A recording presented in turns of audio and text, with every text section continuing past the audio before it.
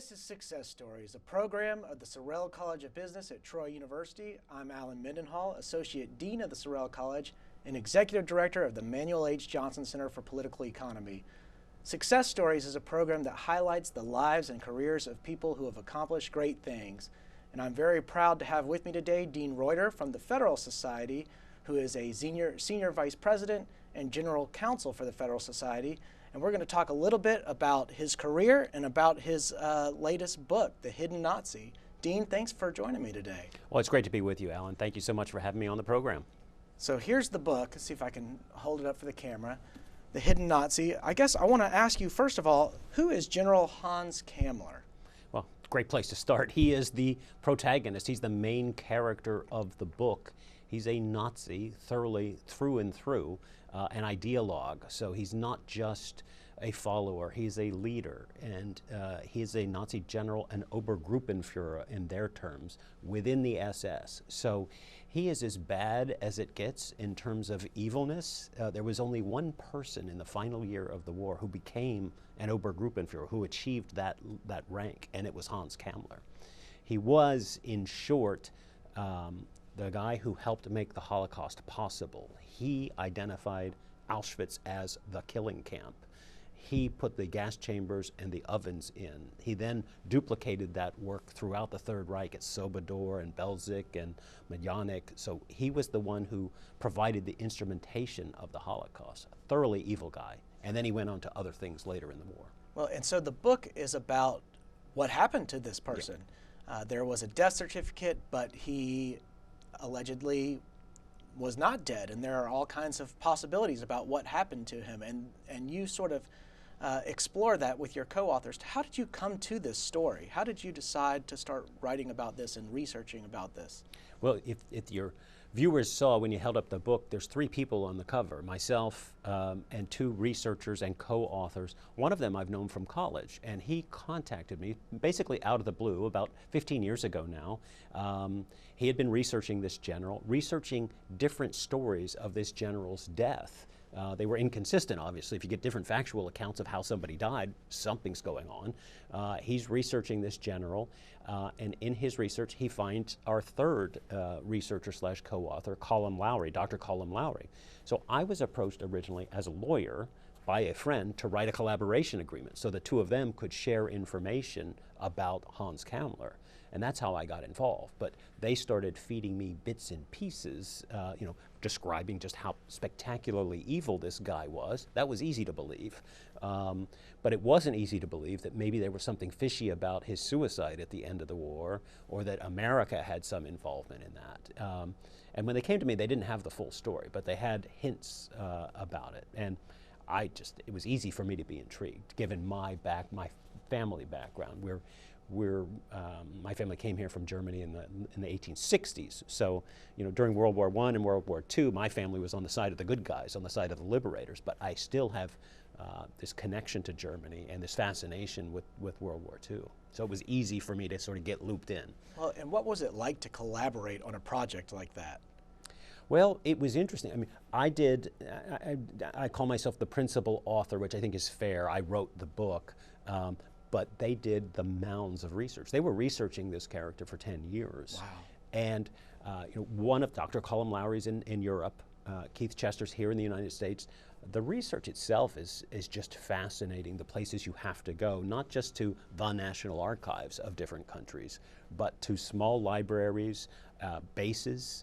Some of this information is at Wright-Patterson Air Force Base, some of it in small collections and libraries in New England, but it's all over the world. And a lot of information we got through Freedom of Information Act requests, where you can't get access to the files of the FBI like you can at National Archives. You can't go in there and open a drawer. You have to make specific requests for documents and then negotiate the release of documents. Was it surprising to you how much data was missing? Oh, yeah.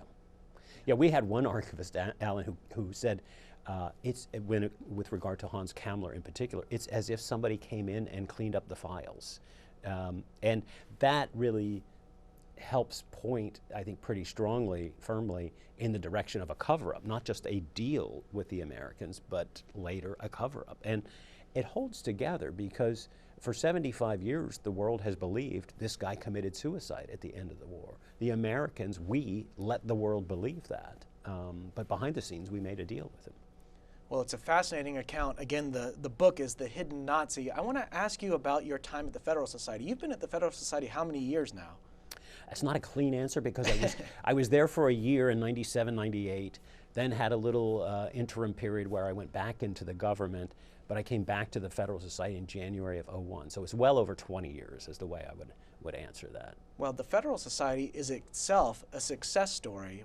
Why don't you talk a little bit about the Federalist Society, how it was founded, how it came about, and sort of its rise to prominence? Sure.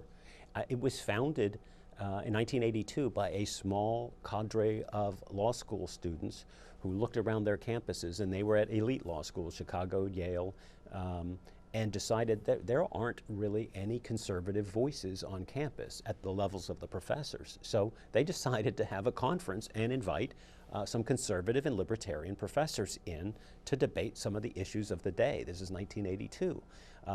They did that. It was wildly successful. They did it again the following year, again successful, because there was this hunger, this appetite on law school campuses for debate and discussion. At the time, there was this orthodoxy. It was basically a progressive orthodoxy, all pointing in one direction.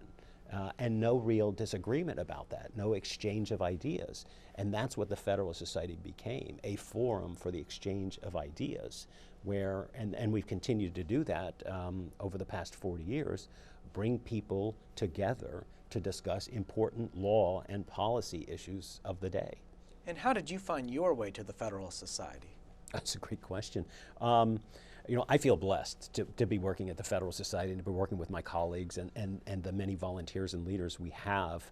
In law school, I worked at the Legal Services Corporation. This is during the Reagan administration. And this is at the University of Maryland, correct? I started at University of Maryland. I finished at Northwestern Law School in Chicago.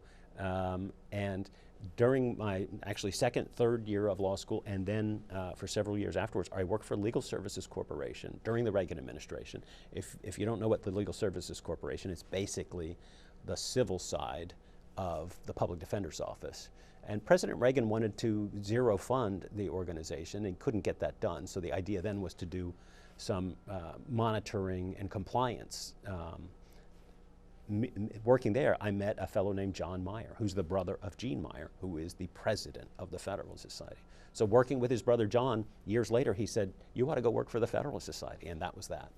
How about that? And you spent 2 stints within the offices of the Inspector General, correct? Was that before the Federalist Society, or was that during the Federalist Society period? It was before and after. Before and after, okay. Yeah. So again, not a clean answer, but so at Legal Services, I worked in the Legal Services Corporation Inspector General's office for a while. Then I was in private practice. Then I worked for the Federal Society for a year. Then I went to a different Inspector General office for another small grant-making agency that operates AmeriCorps and Vista. That's how folks, your viewers would know it.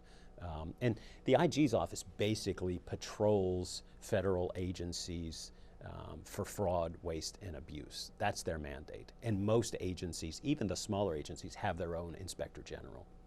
And so today you work with attorneys all over the country on a variety of different legal issues and projects. Tell us about some of those. Well, so the Federal Society started out as students, and obviously those students, to their credit, they graduated, took the bar exam, and the Federal Society, with that cadre of people, began to grow. And we started a lawyers division that would host events and operate as a network for lawyers. And then we began to segment that in different ways. We launched some practice groups, 15 practice groups. So we have one that looks at civil rights, telecommunications, labor and employment, everything you can think of. Again, catering to the needs and desires of our membership. So my principal activity has been running those practice groups for 20-something years, after having run the student division briefly. But then in the more recent history, I've become general counsel, which this is the best organization in the world to be general counsel of, because as you likely know, if we have a legal issue, I just pick up the phone and call one of the best lawyers in the country that's practicing in that particular area. So, general counsel, from my perspective, is about issue spotting and then picking up the phone. It's a nice place to be. But we've developed over the years at the Federalist Society lots of special projects and initiatives looking at international law. So we have a presence in Europe principally, but Eastern and Western Europe now. A lot of emphasis on state courts, what's happening there, what's happening with state AGs and state SGs, what's happening in-house. We have a new freedom of thought project, which is looking at all aspects of cancel culture, whether it's in academia or business or tech in particular or the larger culture. So we have a lot of stuff going on. It's a growth industry at the Federalist Society, I would say. But we're always drawn back and see things through the lens of the founding, the principles of the founding, the ideas of limited government, free markets, individual liberty from a conservative and libertarian perspective. So nothing really controversial. Well, where did you grow up, Dean?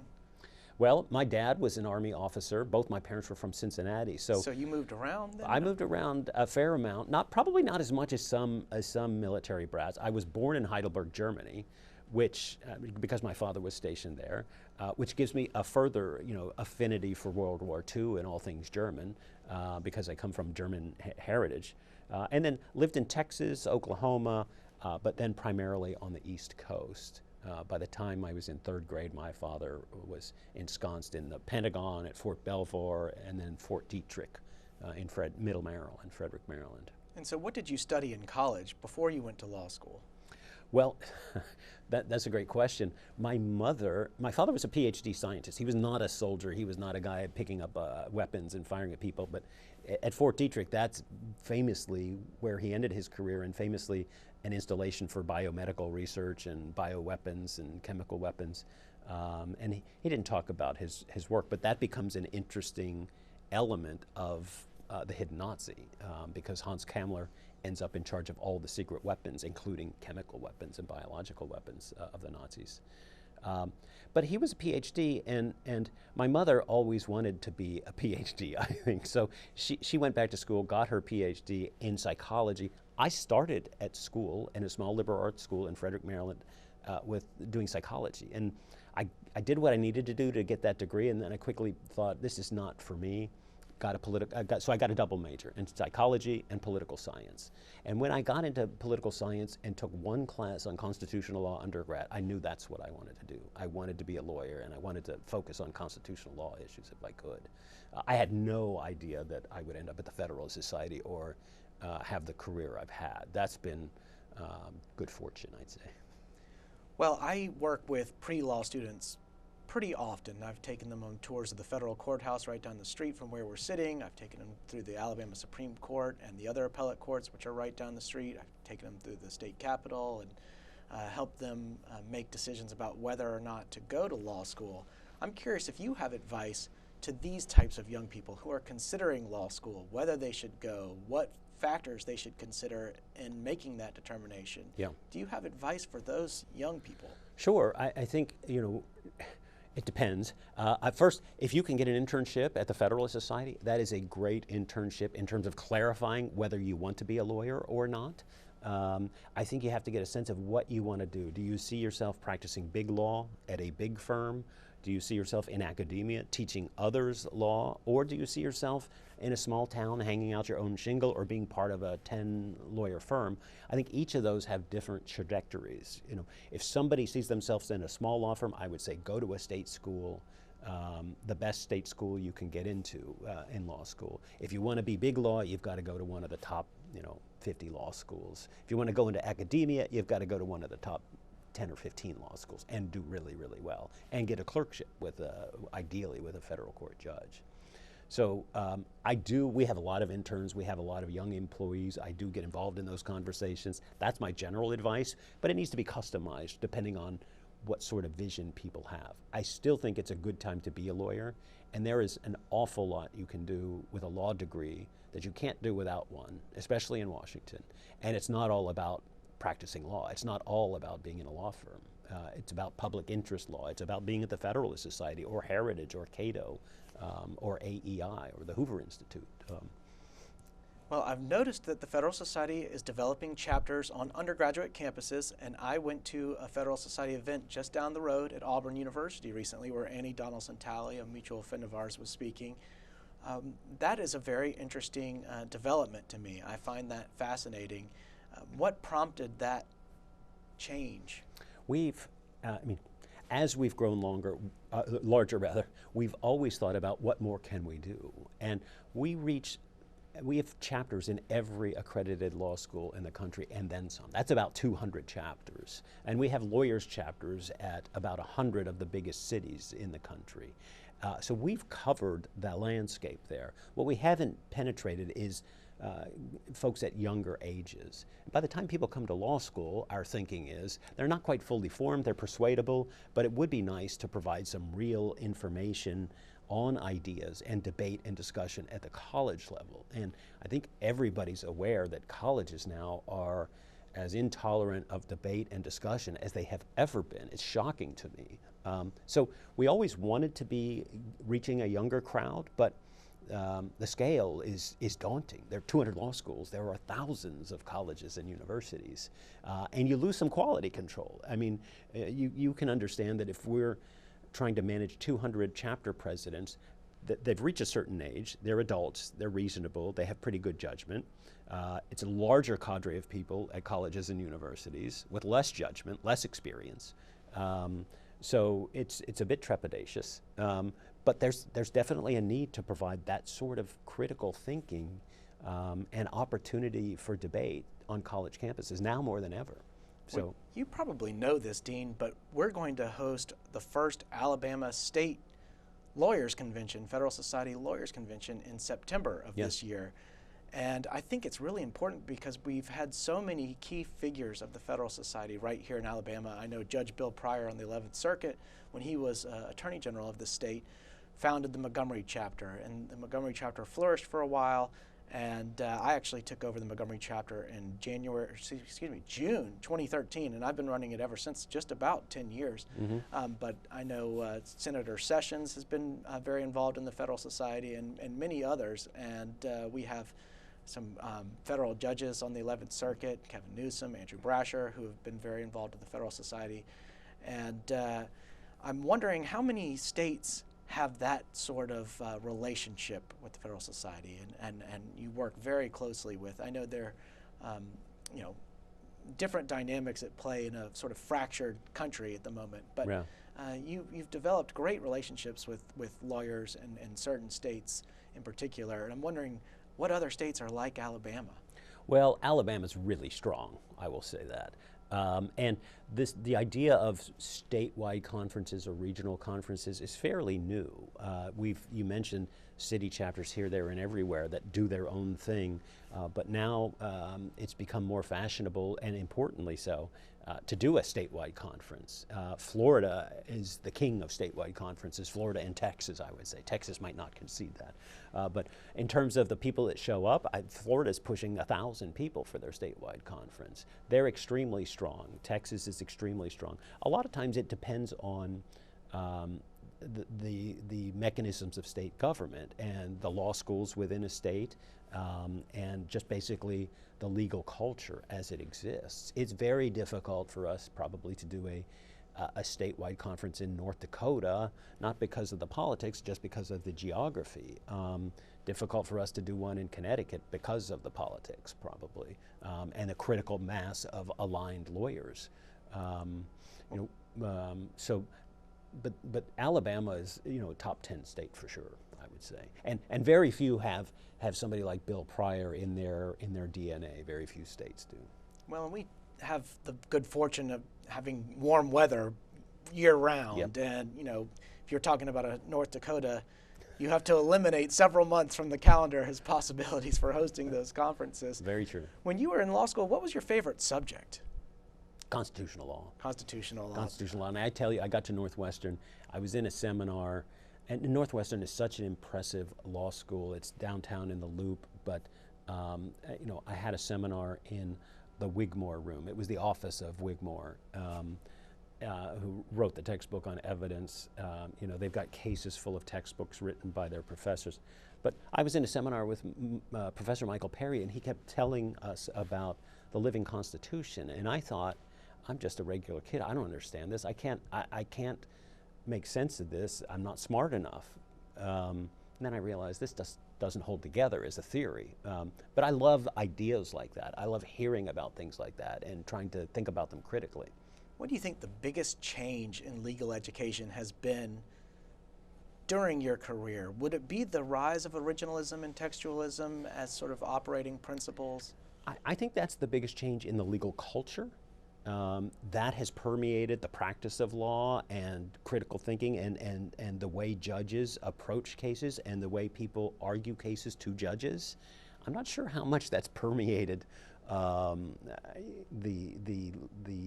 culture on law school campuses. I don't know if they're teaching originalism. I think they're going to rise to the level of educational malpractice pretty quickly if they don't, because the federal bench is dominated by people who do, by judges who do originalism. And you need to be educating people to argue cases in a textualist or originalist fashion. Otherwise, you're going to miss the boat. Setting aside originalism on law school campuses, I think the biggest change since I got out of law school in 1986 is probably an emphasis on clinical education. I came out of law school, I had never drafted an opinion, a complaint, a motion. It was all theoretical. There was no practical aspects at all. I think you're correct on that. Even when I went to law school, which was later than when you went to law school, there were clinics, but they weren't so central or core to the curriculum. They were sort of optional things on the side that people would do. And I think it's a good thing now that students are learning how to draft pleadings and do basic things when they get out, because a lot of them, and especially here in Alabama, end up opening up their own law firms and hanging up shingles and doing the solo practitioner thing.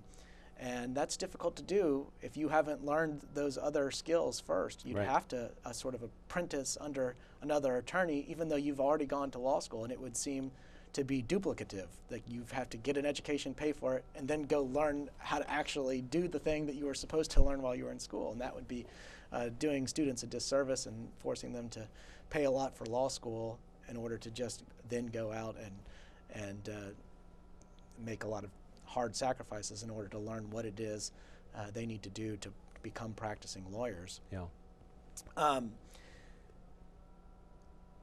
I want to go one last time to your work in the federal government and ask you a little bit about that experience and what parts of the job, what did you see that you felt required some changes in the way government was working? I'm sure you saw, especially in the office you were in, Yes. many problems with the way government was working or not working, as the case may be. Yeah, I think, and I actually wrote about this in a different book called Liberty's Nemesis, which focuses on the administrative state. I think when it comes to the administrative state, there's a fundamental design flaw. Congress gives outsized power to agencies, and the people working in those agencies, by and large, are people of good faith. They're trying to do a good job, trying to stay in their lane, mostly, not all. But even the ones who are trying to do what they're supposed to do, their tools within the SEC, it's financial stuff, within EPA, it's environmental stuff, within the FCC, it's telecom stuff. Their tools are to regulate and enforce, to pass guidance and regulation, and then go after people who don't measure up, and then to enforce, and then to bring them before administrative law judges that work within the agencies, and then to fine them, at the end of which, if somebody goes through that entire process, they can finally get to an Article III court. But by then, it's years later, hundreds of thousands of dollars, if not millions of dollars, in fines that have accrued and legal fees. So there's a huge fundamental flaw there, and it's about separation of powers. It's the idea that agencies, they only do one thing. It's only in one area. So if you're working there, financial is the most important thing, or environmental is the most important thing. Telecom's the most important thing. We've got to step on the gas here and regulate. They pass the laws, they enforce the laws, they adjudicate the laws, that's a huge problem. Yeah, the founders, their heads would blow up if this came to their attention, I think. They've basically become a fourth branch of government that is equivalent in power to the other three branches combined, and they each have their own sort of agency heads, which is the function of an executive. They have their administrative law judges and courts, and they have the judicial function, and then they have a regulatory function where they're promulgating rules and regulations, and they've got that sort of legislative function, but they don't have the same sort of accountability that's programmed into the DNA of the Constitution with the three branches. And so it's very easy for these administrative agencies to give rise to what we now call the administrative state. Right. That's exactly right, and I'm glad you mentioned the accountability, because that's a huge aspect of what's missing from the administrative state. It's true that people can be fired, but it is very difficult to fire a federal government employee. I know an amusing anecdote, but the former head of Wage and Hour Division of the Department of Labor had difficulty firing an employee who was the getaway driver in a bank robbery. Oh, wow. And it was hard to get that person fired. Well, I would love to follow up on that question and pursue this line of discussion more, but we are just about out of time. So I'll just have to say thank you for joining us. This is Dean Reuter. Again, his book is The Hidden Nazi. You can buy it anywhere books are sold, Amazon, publisher's website. Just Google The Hidden Nazi, you'll find it. Thank you, Dean, for joining me. It's been real fun. It's great to be with you, Alan. Thanks for having me on the show. Thank you. This has been Success Stories, a program of the Sorrell College of Business.